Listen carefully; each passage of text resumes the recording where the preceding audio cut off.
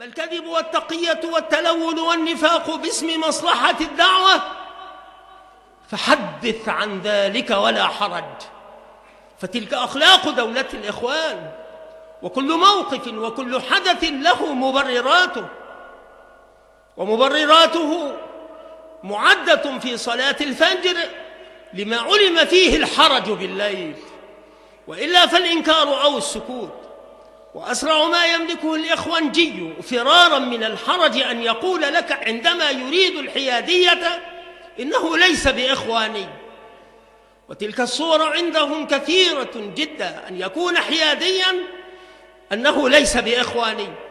فقد أراد حسن البنا أن يرد على حزب الوفد في زمنه، فقال لمحمود عساف مدير المخابرات الإخواني: لا سبيل للرد على سباب الوفد إلا بمثله، بأسلوب رادع،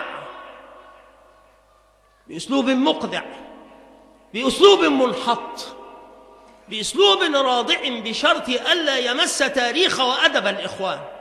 وعلى ذلك ينبغي أن تنأى جريدة الإخوان اليومية عن هذا الأسلوب، فهي جريدة للتاريخ وسيكتب عنها المؤرخون فيما بعد، ولا يجدر بها أن تنزل عن هذا المستوى الرفيع الذي احتلته في نفوس الناس. يقول: لا تسبوا في الجريدة الرسمية، سبوا في غيرها فليس بحرام. وأما في الجريدة الرسمية للإخوان المسلمين فإياكم.